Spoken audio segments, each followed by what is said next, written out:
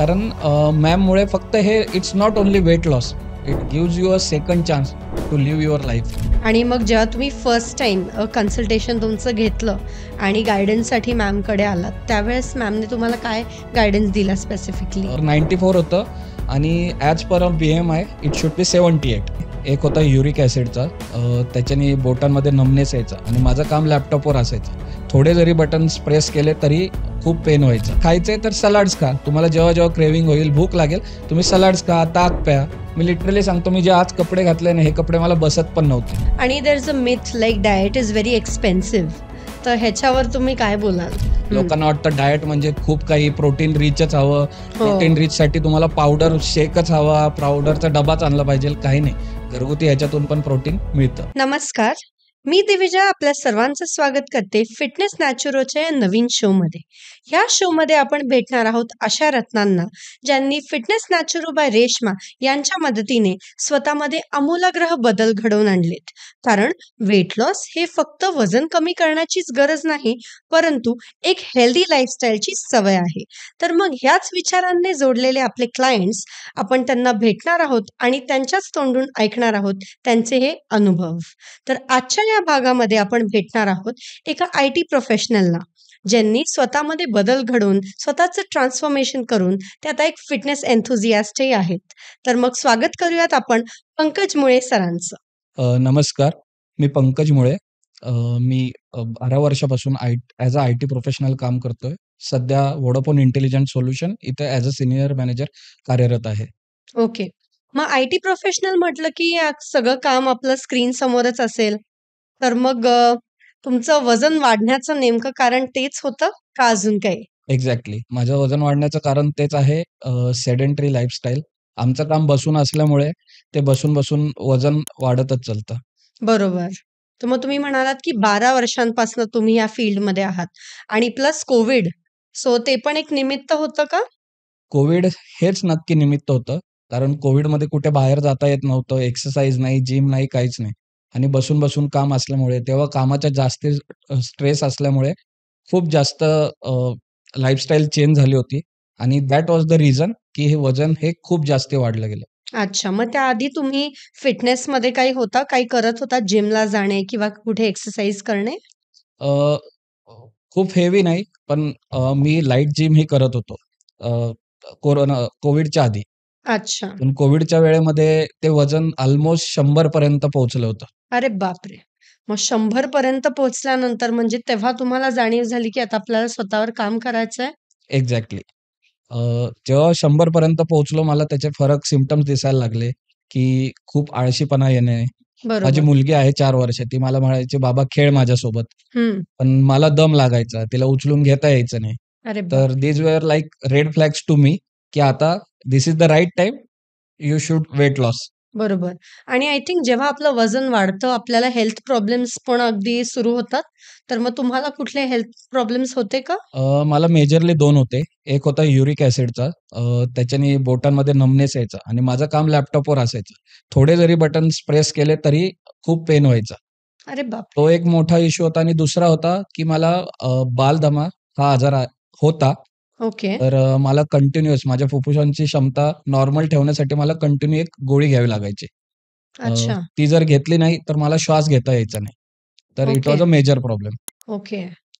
So मग जेव्हा तुम्ही रेश्मा मॅमकडे तुम्ही आलात, सो तुम्हाला त्यांच्याबद्दल माहिती कोणी सांगितली किंवा तुम्हाला कसं मोटिव्हेशन झालं, की आता मी डाएट आणि स्वतःवरती काम केलं पाहिजे? खरं तर मी शोधातच होतो. मी कोरोनाच्या काळात मी खूप गोष्टी ट्राय करून बघितल्या. ऑनलाईन ॲप्स, त्याच्यानंतर Facebookवरनं जे डाएट्स देतात ते वगैरे, वगैरे मी करून बघितले.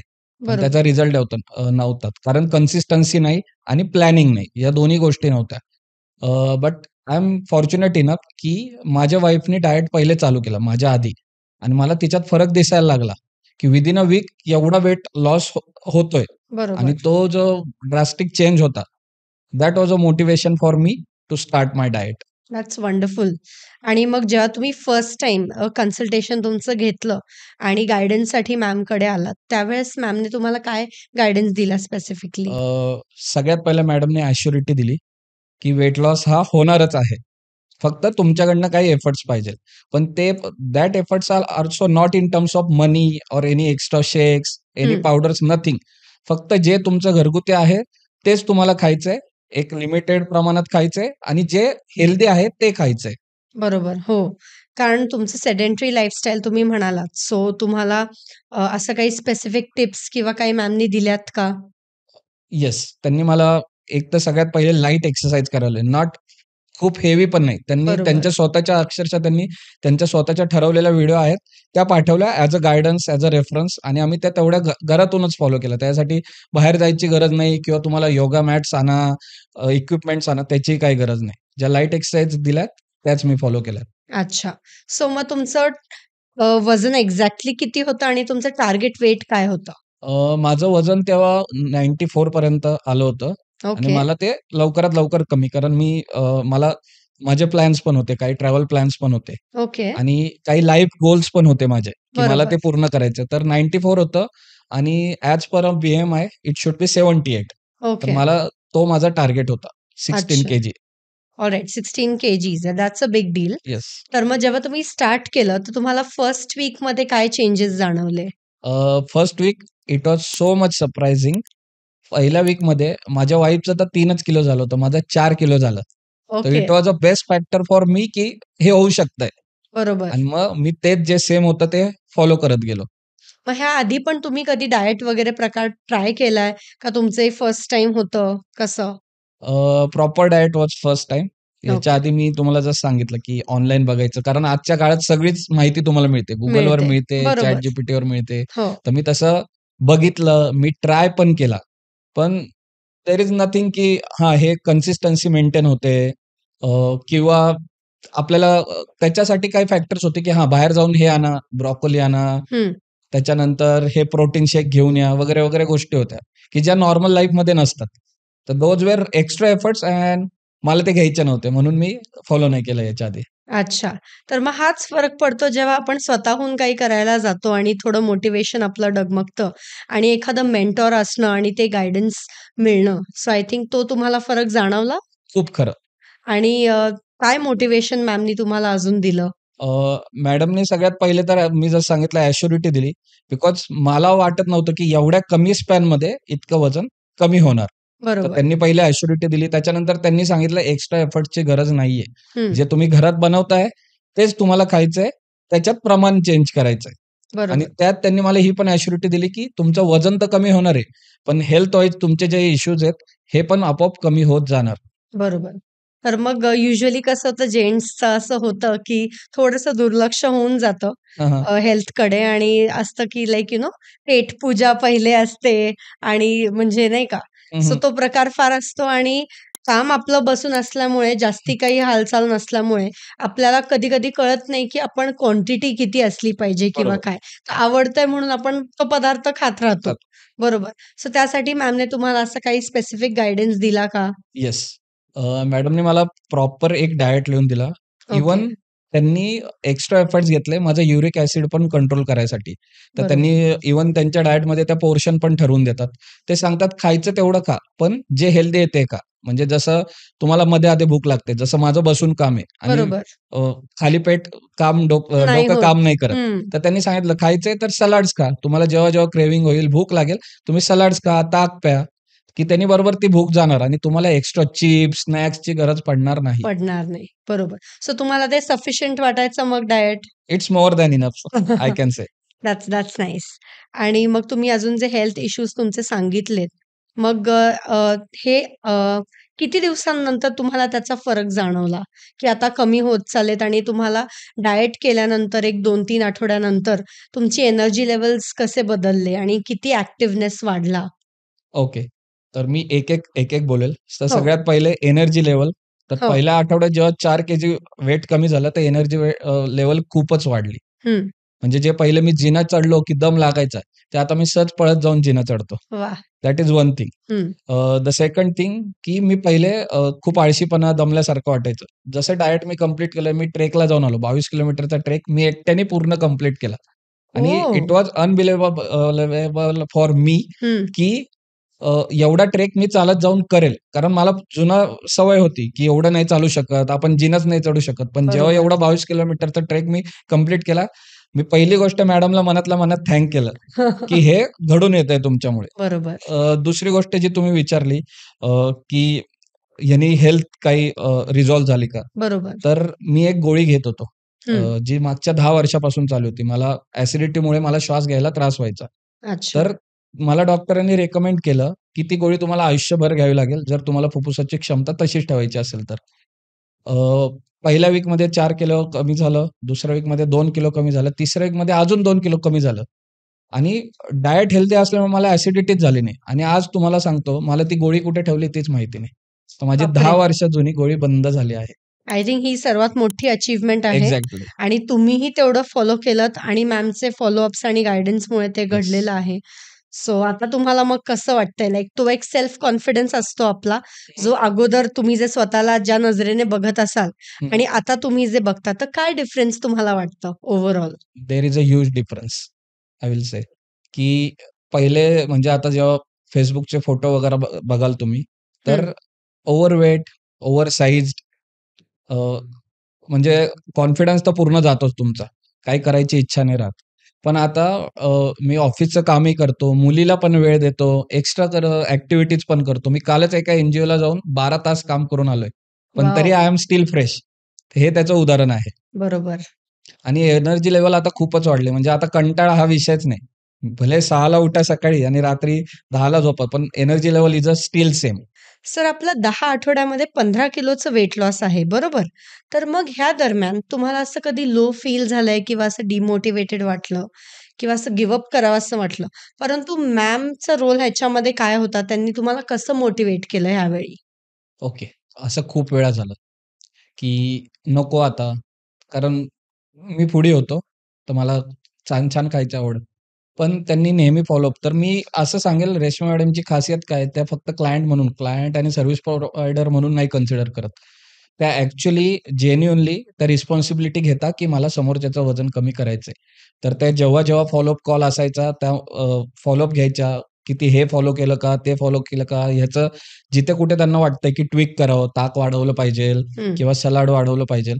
तर तेही ते नेहमी फॉलोअप घेऊन आणि एंड ऑफ द कॉल ते मोटिव्हेशन द्यायच्याच, की हे झालंय, अजून पण होणारच आहे. तर इट वॉज आणि प्रत्येकाला काय पाहिजे, की प्रॉमिस पाहिजे, की बाबा मी काहीतरी करतोय आणि त्याचा मला रिझल्ट मिळाला पाहिजे. बरोबर. सो तुम्ही अगोदर ओव्हरवेट होता आणि आता तुमचं बी-एम-आय नुसार पण वेट बरोबर आहे अगदी. सो तेव्हाचा माइंडसेट तुमचा कसा होता आणि एक वेट लॉस झाल्यानंतर तुमचा सेल्फ कॉन्फिडन्स वाढल्यानंतर आता ओव्हरऑल लाईफविषयी कसा पर्स्पेक्टिव्ह चेंज झालाय? आणि त्याचा परिणाम तुमच्या फॅमिलीमध्येही कसा दिसून येतो? ओके. तर जेव्हा मी ओव्हरवेट होतो, तेव्हा पहिलं सांगितलं आळस खूप होता. काहीच करायची इच्छा नाही. सॅटर्डे, संडे जो आम्हाला वीकेंड मिळतो, त्याच्यात मी घरात बसून असायचो. काही करायची इच्छा नाही. अ, मुलगी म्हणायची, "खेळा, खेळा बाबा." मी चिडायचो, की हं. कारण मी एका लिमिट पुढे करू नव्हतो शकत. पण आता इतका फरक पडला आहे, की आता एनर्जी लेव्हल तर खूप असते. आता मी तिला म्हणतो, "चल आता आपल्याला खेळायला जायचंय. चल आपल्याला आता फिरायला जायचंय." त्याच्यामुळे ती पण खुश आहे. आणि अल्टिमेटली इव्हेंच्युअली वाईफला पण वेळ मिळतोय, तिला पण हेल्प होतोय. माझी वाईफ पण बिझनेस करते, तर पहिले सॅटर्डे, संडे मी जायचोच नाही तिच्यासोबत. आता मी तिला पण हेल्प करतोय, त्याच्यामुळे अल्टिमेटली ती पण हॅपी झाली आहे त्यात. बरोबर. आणि तुमच्या ह्या जर्नीमध्ये फॅमिलीचा तुम्हाला सपोर्ट कसा होता? फॅमिलीचा खूपच मोठा सपोर्ट मी म्हणेल. अ, जसं मी बोललो, की माझी वाईफ पण डाएट घेत होती. बरोबर. तिचं बघून मी पण डाएट चालू केलं. तर तिचा सपोर्ट खूपच मोठा कारण घरात 3 वेगवेगळे स्वयंपाक बनायचे. एक माझा, कारण माझा uric acid specific non protein diet. Okay. तिचा प्रोटीनवाला डाएट आणि मग घरात माझा भाऊ पण असायचा, की त्याला दोन्ही डाएट नाही. तर ती लिटरली 3 स्वयंपाक घरात बनवायची अच्छा. आणि ती एन्शुअर करायची, की सगळ्यांचा डाएट प्रॉपर फॉलो होतंय. तर खूप मोठा सपोर्ट होता. अ, माझी छोटी मुलगी ती लिटरली, "बाबा तू आता छान दिसतोय." मग ते पण माझ्यासाठी कॉम्प्लिमेंट होती. तर घरून खूप एन्करेजिंग वातावरण होतं आणि खूप सपोर्ट होता. बरोबर आणि आय थिंक हे दिसून तर येतच आणि आपल्याला यातून तेवढं छान वाटतं. तर तुमचे फ्रेंड्स आणि फॅमिलीचे काय रिएक्शन्स होते जेव्हा तुम्हाला त्यांनी ऑलरेडी असं लाइक नंतर ट्रान्सफॉर्मेशन जर्नी नंतर बघितलं? काय फरक त्यांनाही जाणवला? 2 टाइप्सचे होते. मी हं. दोन्ही सांगतो तुम्हाला. एक होता की आमचं वर्क फ्रॉम होम असल्यामुळे एक खूप दिवसांनी भेटायचो बरोबर. आणि हा जो वेट लॉस झाला हा खूप पटापट झाला. म्हणजे पहिल्या आठवड्यात 4 किलो, दुसऱ्या आठवड्यात 2 किलो, परत 2 किलो. तर ह्याच्यामुळे जेव्हा मी महिन्याच्या सुरुवातीला ऑफिसला जायचो आणि महिन्याच्या शेवटी ऑफिसला जायचो, त्यांना वेगळा पंकज दिसायचा, की पहिला असा दिसत होता, आता असा दिसतोय. मी लिटरली सांगतो, मी जे आज कपडे घातले ना, हे कपडे मला बसत पण नव्हते. तर अरे माझे बापरे! ते कपडे सुद्धा बसायला लागले, की इतका चेंज झाला. आणि दुसऱ्या टाइपची रिएक्शन जर मी बोलेल, तर आपल्या इथे कल्चर नाहीये, की if someone is doing some good, तर हं, लोकं मोटिव्हेट न करता ते डिमोटिव्हेट करतात, की हं, नाही आता तुला डिफिशियन्सीज होणार, तुला थकवा येणार, आता खूपच वजन कमी झालं, आता तर फार हाडच दिसणार, नको करू डाएट, मग हं. पैसे खूप जातात. पण बरोबर. तसं काही नाही. मी लिटरली हॉनेस्टली तुम्हाला सांगतो, की मला त्याच्यानंतर काही डिफिशियन्सी किंवा एनर्जी लॉस असं काहीही झालेलं नाही. जसं डाएट केलं, तर त्याने अजून हेल्दीच होत गेलं. अगदी. मग जसं तुम्ही आत्ता मेन्शन केलत, की लोक असे दोन्ही टाइपचे असतात आणि आपल्याला असे भेटतात. सो डेफिनेटली कारण जेव्हा एखाद्याचा ड्रास्टिक चेंज दिसतो, तर अपीअरन्समध्ये तर फरक कळतोच. मग ते असं पहिलेच असं एक थोडं डाऊट येतं, की हा काहीतरी अल्टरनेटिव्ह वापरत असेल किंवा कसं एवढं लवकर वेट लॉस केलं असेल. सो तुम्ही काय सांगाल मग त्याच्याबद्दल, की मॅमचा डायट कसा आहे? काही असं मॅमनी स्पेसिफिक सांगितलं होतं का, हे घ्या, ते घ्या किंवा मग प्रॉपर घरचाच डायट होता फक्त? ओके. मॅडमनी जो डाएट सांगितला हा घरचाच होता. त्याच्यात तुम्हाला बाहेर जाऊन काय आणणं किंवा हे शेक कंटिन्यूच घेतलं पाहिजे. जसं मी आधी सांगितलं, मी कोरोनाच्या आधी मीट स्वतः ट्राय करून बघितलेलं. मी काही ॲप्सला सबस्क्रिप्शन घेतलं किंवा मी जे ऑनलाईन फॉलो करत होते, त्याच्यात काही वस्तू तुम्हाला घेऊन याव्या लागायच्या. पण जेव्हा मॅडमचा डाएट पाहिला, मी पहिला विचार हाच केला, की ह्याच्यात वेगळं काही तर करायचंच नाहीये. जे तुम्ही घरी करताय तेच करायचंय. तेच. तर त्याच्यामुळे काही एक्स्ट्रा आणणं, काही गोळ्या घेणं, त्याची सवय लागणं असं काही नाहीये. तुम्ही जे जेवण करता त्याच्यातूनच तुमचा वेट लॉस होतोय. बरोबर. आणि there is a myth like diet is very expensive. तर ह्याच्यावर तुम्ही काय बोलाल? इट्स व्हेरी फॉल्स की हं, डायट हा एक्सपेन्सिव्ह आहे. सगळ्यात पहिले तर हीच गोष्ट लक्षात ठेवलं, हेल्थ इज वेल्थ. तुमची वेल्थ मेंटेन करण्यासाठी किती पण पैसे जाऊ द्या. पण जरी मॅडमची जी काही रक्कम आहे, त्यांनी ठरवलेली आहे 10 KG, 15 KG. I will must से की हे कंपॅरेटिव्हली खूप लो आहे आणि it's a one time investment. तुम्ही करेक्ट. तुमच्या हेल्थसाठी वन टाईम इन्व्हेस्टमेंट करू शकता आणि जी लाईफटाईम तुमच्या सोबत असणार आहे. बरोबर. त्यांचा एकदा डाएट चालू केल्यानंतर फक्त भाज्या, या भाज्या जे आपलं रेग्युलर आहे, ते वगळता तुम्हाला काही ₹1 सुद्धा खर्च वेगळा करायचा नाहीये. नाहीये. बरोबर. आणि it's very cost effective as well. Definitely. So I think everybody can try. असं काही एक्झॅक्टली. नाहीये, की खूपच एक्सपेन्सिव्ह आहे म्हणून मी कसं करू आता काय? नाही, तसं नाही. एक्सपेन्सिव्ह अजिबातच नाही. हे मिथ आहे. हं. लोकांना वाटतं डाएट म्हणजे खूप काही प्रोटीन रिचच हवं. प्रोटीन हो. रिचसाठी तुम्हाला पावडर शेकच हवा, पावडरचा डबाच आणला पाहिजे. काही नाही. घरगुती ह्याच्यातून पण प्रोटीन मिळतं. बरोबर. आणि मग तुम्ही अशी जिम वगैरे जॉइन केली होती का काही? अ, मी जिम जॉइन करू नाही शकलो, पण त्यांनी जे मला लाईट एक्सरसाइज दिले, मी फक्त तेच फॉलो केले आणि ते पण बरोबर. असे खूप तुम्हाला त्रासदायक वगैरे काहीच नाही. इट्स अ मोस्टली स्ट्रेचिंग हं. आणि 1-2 आपले नॉर्मल जे करतो तेच एक्सरसाइज असतात. Okay. So at the end तुम्ही मॅमबद्दल 2 शब्द अजून काही सांगू शकाल किंवा काय अं, बोलायचंय? नाही, मी खरंच बोलेल. कारण मॅममुळे फक्त हे it's not only weight loss. It gives you a second chance to live your life. म्हणजे मी जर आता मागचे माझे फोटो बघतोय किंवा मी तुम्हाला एक माझी सवय सांगतो, मी डायरी लिहितो. तर ओके. त्यावेळेसचे माझे डायरीतले डिप्रेसिंग थॉट्स आणि आता जे मी जनरल लिहितो, की मी हे केलं, याच्यात खूप फरक आहे. आणि बरोबर. त्यांनी आम्हाला हा सेकंड चान्सच दिलाय. कारण आमच्या घरात माझ्या वाईफनी पण केलं, मी पण केलं. आमचं जे पहिलं होतं, की दोघं पण आळशी, मग काही करायचंच नाही हं. अ, किंवा कुठे जायचंच नाही. तर आता ते पूर्ण चेंज झालंय. आम्ही दोघं मिळून गोष्टी प्लॅन करतो. आम्ही फिरायला जातो. आम्ही एन-जी-ओजला जातो, व्हॉलंटिअरिंग करतो. आम्ही आमचा टाईम व्यवस्थित मॅनेज करतो.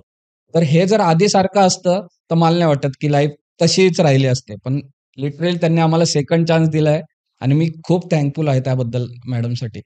खूपच छान तुम्ही बोललात आणि डेफिनेटली आय एम शुअर ही तुमची इन्स्पायरिंग जर्नी सर्वांनाच इन्स्पायर करते, especially main who are in the I T field आणि ज्यांची सेडेंटरी लाईफस्टाईल असते, ज्यांचे जॉब स्क्रीनवरती असतात, बसून असतात. त्यांना तुम्ही कसं एक शब्द काय सांगाल, की स्वतःबद्दल आणि स्वतःमध्ये इन्व्हेस्ट करणं का गरजेचं आहे? कारण बाकी सगळ्या ठिकाणी पुरुषांची वेगळी रिस्पॉन्सिबिलिटी असते. त्यांना आपण ॲज अ प्रोव्हायडर जेव्हा म्हणतो, त्यांचे वेगळे रिस्पॉन्सिबिलिटीज येतात आणि त्यांचे डायरेक्ट हेल्थकडे निग्लेक्ट दुर्लक्ष होऊन होतं. जातं. सो तुम्ही काय बोलाल? मी सांगेल तुम्हाला जर दुसऱ्यांची काळजी घ्यायची तर पहिले स्वतःची काळजी घ्यावी लागेल. आणि मान्य आहे आय-टीमध्ये आहात, तुम्हाला कॉम्प्युटर समोर बसून काम करावं लागतं. जिओग्राफिकल लोकेशनमुळे क्लायंटचे टाईम झोन फॉलो करावे लागतात. तुम्हाला रात्र-रात्रभर जागावं लागतं, जागरण करावं लागतं. स्ट्रेस लेव्हल खूप जास्त आहे. सगळं मान्य आहे. बरोबर. पण हे कुठेतरी तुम्हाला याच्यावर फरक करावा लागेल. तुम्हाला कुठेतरी चेंज व्हावंच लागेल. तुम्हाला कुठेतरी डिसिजन घ्यावंच लागेल. तर मी लिटरली सांगेल, की जे डिसिजन मी घेतलं हे तुम्ही लोकांनी नक्की घ्या. स्वतःच्या हेल्थकडे लक्ष द्या, स्वतःच्या डाएटकडे लक्ष द्या आणि तुमचं आयुष्य खूप सुखी होईल. अगदी. खूपच छान तुम्ही हे सल्ला दिलेला आहात आणि तुमच्या ह्या ट्रान्सफॉर्मेशन जर्नीलाच बघून डेफिनेटली यंगस्टर्स जे आहेत, कारण आता असं कंडिशन झालेली आहे, की खूप एज गॅप नंतर नाही, परंतु जे यूथ आहेत त्यांनाच हेल्थ इश्यूज लागलेले आहेत. सर मग तुम्ही जसं मेन्शन केलत, की कोविडच्या टाईमला तुम्ही स्वतःहून पण प्रयत्न केले होते थोडेफार. तर मग त्या गोष्टींमध्ये आणि मॅमच्या डाएटमध्ये तुम्हाला असा मेजर डिफरन्स काय जाणवला? अ, जे मी ट्राय केले ते म्हणजे मी ॲक्चुअली काही ॲप्स आहेत, ऑनलाईन ॲप्स, त्याचं मी ओके. सबस्क्रिप्शन घेतलं. त्याच्यातून त्यांनी मला सांगितलेलं, but it's all automated. Mobile आपल्याला कंट्रोल नाही करू शकत. बरोबर. त्याच्यामुळे त्याच्यात नियमितपणा नव्हता. ते जर मॅडमच्या बाबतीत जर मी बोलेल, तर मॅडम पहिले तुमची हिस्ट्री विचारतात प्रॉपरली. त्या त्याच्यावर विचार करतात. मग ते एकदम क्युरेटेड डायट तयार करतात. म्हणजे माझ्या बायकोचं जसं होतं, तिला प्रोटीन रिच डायट होता. मला प्रोटीन लेस डायट होता. तर बरोबर. तेवढा त्या क्युरेटेड डायट तुमच्यासाठी पहिले बनवतात. त्याच्यानंतर ते फॉलोअप घेतात. तर आता फॉलोअप म्हणजे पण कसं जबाबदारीने, की हां, जर तुम्ही काही चुकत असाल किंवा हे, तर त्या तुम्हाला सजेस्ट करतात, की हे नका करू. तुम्हाला कंटाळा येतो. हे होतं खूप, की एका ह्याच्यानंतर वाटतं, "अरे का डायट करतोय? आपल्यासमोर सगळे हॉटेलचं फूड खाताय. आपल्यासमोर सगळे फास्ट फूड खाताय. ऑफिसमध्ये गेलं तर ऑफिसची पार्टी, पॉटलक चालू असतं. मग ते बरोबर. आपल्याला म्हणतात, "अरे हे काय?" पण मग तिथे कुठेतरी जाणीव होते, की आपल्या मागे कोणीतरी आहे, की जो आपल्याला क्वेश्चन विचारणार आहे, की "बाबा काय केलं तू? या आठवड्यामध्ये फॉलो केलं की नाही नक्की?" आणि तो एक फरक आहे, की ज्याच्याने तुमच्यावर कंट्रोल राहतो, की मला आन्सर करायचंय, तर मला कंट्रोल करावंच लागेल. तेच ॲप्सनी वगैरे होऊ शकत नाही ते. बरोबर. खूपच छान. बरोबर आहे. आणि तुम्ही जसं म्हणालात, की ट्रॅव्हल प्लॅन्स तुमचे काही होते हं, आणि हं. तुम्ही आय थिंक तुमच्या ट्रान्सफॉर्मेशन जर्नीच्या मध्येच तुम्ही ट्रॅव्हलिंगला गेले कुठे? येस. सो ते तिथे जाऊन तुम्ही कसं डाएट तुमचं मेंटेन केलं आणि त्यासाठी मॅमने तुम्हाला खास टिप्स काय दिल्या? ओके. ट्रॅव्हल ॲक्चुअली मला ला जाणार होतो हं. आणि तेव्हा माझी जर्नी मध्येच होती. ओके. मॅडमने मला ॲश्युरिटी दिली, की तुमचा त्याच्या आधीच वेट लॉस होणार, जेवढं तुमचं टार्गेट आहे. अच्छा. आणि त्याचा सगळ्यात मोठा एक्झाम्पल जर तुम्ही माझा Facebookचा फोटो आधीचा नंतरचा बघाल, तर मी लिटरली एअरपोर्टवरचाच फोटो काढलेला आहे, की माझा हा पहिला असा होतो आणि मी असा. तर माझे पहिले फिरायला गेलेले फोटोज आणि जे मी काश्मीरला फिरायला गेलो, तो फोटो एकदम पूर्ण वेगळे आहेत. वेगळं आहे. अ, हं. इट वॉज एक्स्पेक्टेड, की जेव्हा तुम्ही बाहेर जाताय, तुम्हाला बाहेरचं फूड खावंच लागेल. बरोबर. तिकडे तेल वगैरे खूप वापरतात काश्मीरकडे. पण मॅडमनी सांगितलेलं, "काळजी करू नका. तुम्हाला खूप बेसिक गोष्टी फॉलो करायच्या आहे. एक तर गोड खाऊ नका. कंट्रोलमध्ये खा. खाऊ बरोबर. नका असं नाही. हं. कंट्रोलमध्ये खा. तळलेलं कंट्रोलमध्ये खा. गरम पाणी नक्की प्या." तर ह्या ज्या त्यांनी छोट्या-छोट्या टिप्स दिल्या होत्या, त्या आम्ही नॉट डिलिजंटली पण आम्ही फॉलो केल्या आणि किती 10 दिवस बाहेर खाऊन सुद्धा फक्त 700 ग्रॅम वजन वाढलं, की जे पुढच्या अच्छा. आठवड्यात त्याच्या डबल कव्हर झालं. म्हणजे तेवढा एक कॉन्फिडन्स राहिला, की आपण बाहेर जाऊनही मेंटेन ठेवू शकतो. म्हणजे इथून पुढे पण. हो, हो. ठेवूच शकतो. त्या बरोबर. ज्या टिप्स आहेत त्या जर फॉलो केल्या तर तुमचं मेंटेन तो ग्राफ कधी वर जाणारच नाही. तो तसाच राहणार. अगदी. आणि जेव्हा मी मॅमचं म्हणजे तुमच्या वाईफचं ज्यावेळेस मी इंटरव्ह्यू घेतला होता, त्यावेळेस त्यांनी मेन्शन केलं होतं, की त्या मुलीला पण गोडी लागली होती हं, हं. डाएट फूड खाण्याची. सो असं काही फारसं वेगळं नसतंच ते डाएट. हं, हं. पण मग त्याबद्दल तुम्ही कसं म्हणाल? काय म्हणाल? आता जर तुम्ही रेश्मा मॅमचा डायट जर कन्सिडर केला, हे सगळं घरातलेच पदार्थ आहे, जे आपल्या घरात आधीपासूनच होते. पण आपण कधी ते असा विचार केला नाही, की अरे ह्याचा असा फायदा पण होऊ शकतोय. तर माझी वाईफ सुगरण आहे. ती छानच बनवायची आणि ती जे खायची किंवा मी जे खायचो, तर माझ्या मुलीला असं वाटायचं, "अरे माझ्या काकाला वेगळं खायला देत आणि हे दोघं काय वेगळं खाताय?" मग हं. ती हळू खायला लागली आणि तिला डाएटचंच फूड आवडायला लागलं, की समजा अच्छा. सोयाबीन, पालक. आता माझ्यासाठी नॉन प्रोटीन फूड होतं, तर माझी वाईफ वेगवेगळे पदार्थ बनवायची, की ज्याच्यात प्रोटीन नाहीये.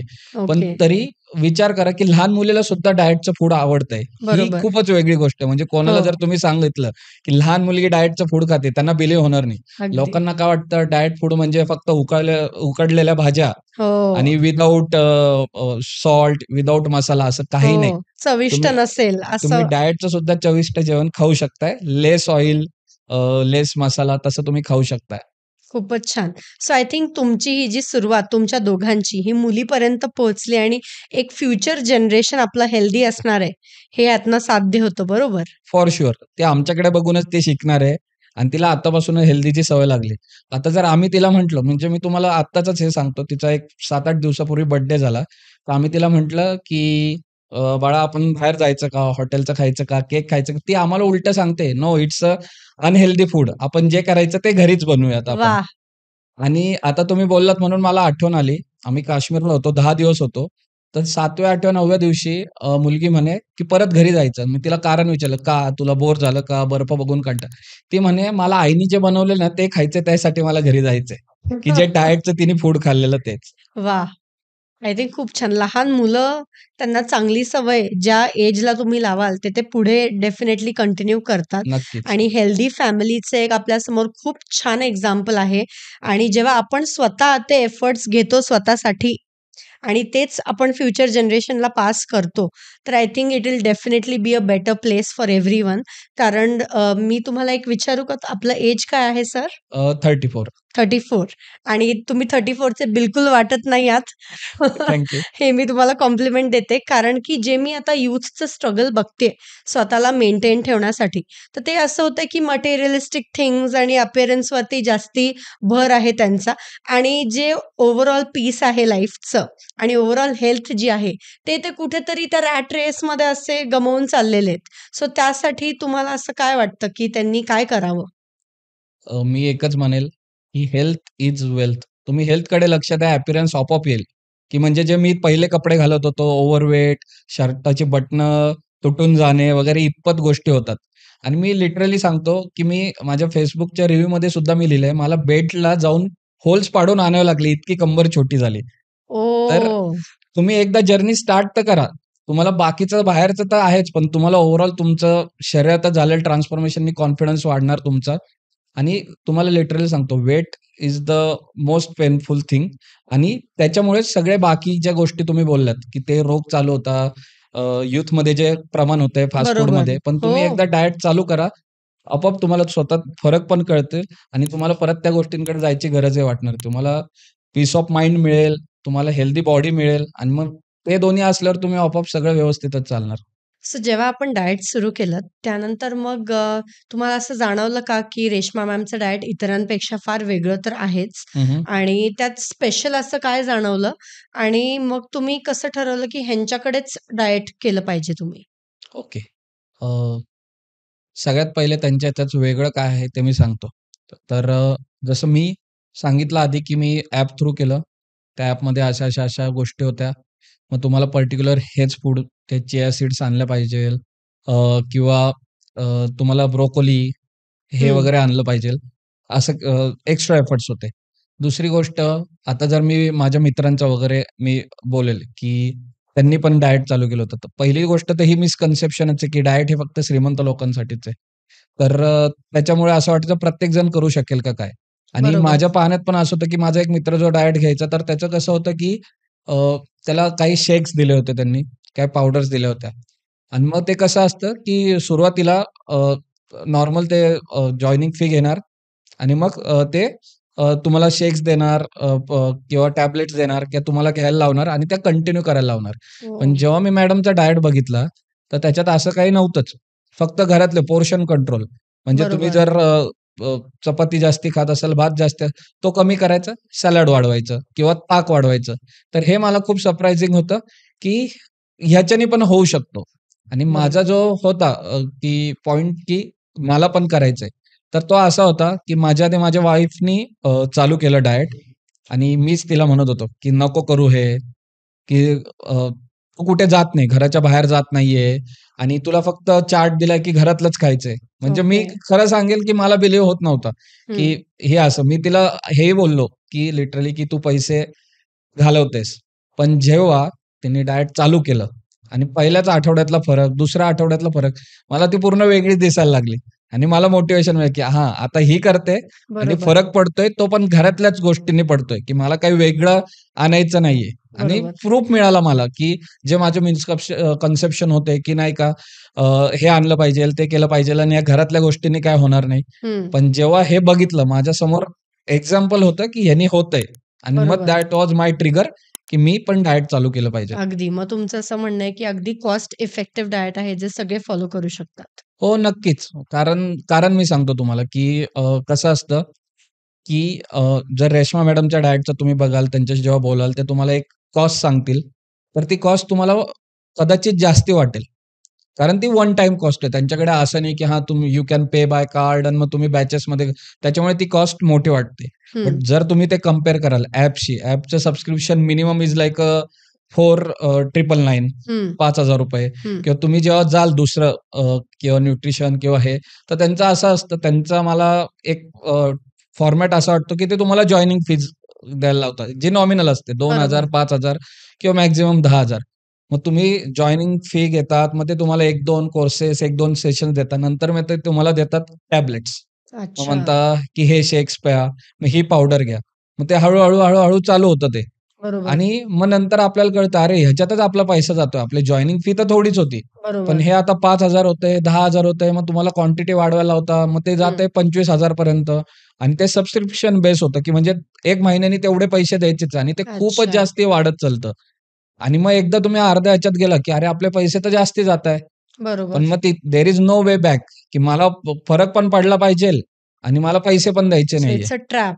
इट्स अ हं. ट्रॅप. ॲक्चुअली इट्स अ बरोबर. ट्रॅप. पण हं. मी जर मॅडमच्या ह्याच्यात बघितलं, घरगुती खायचंय आणि वेगळं काही करायचंच नाहीये आणि वन टाईम पैसे जरी असले, but I I will must say it's affordable. Even hmm. For housewife, even for bachelors. Hmm. ते इतर गोष्टींना पैसे घालवू शकता. हेल्थसाठी एकदाच, एका महिन्यात एकदाच पैसे घालवा. पुढचे 10 काय 20-30 वर्ष त्याच्यात तुमचे सॉर्ट आउट अगदी. होत आहे.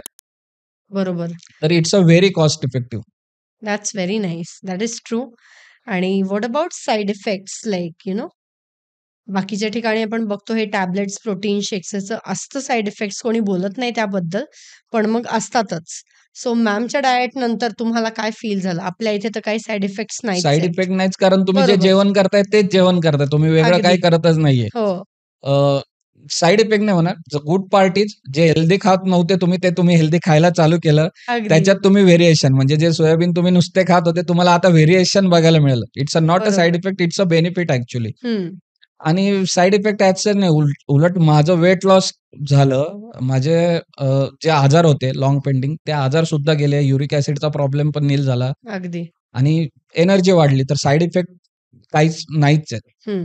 जे काही झालं ते चांगलंच झालं. वाईट एक सुद्धा नाही झालं. नाही झालेलं आहे. बरोबर. There is no adverse effect at all. Yes.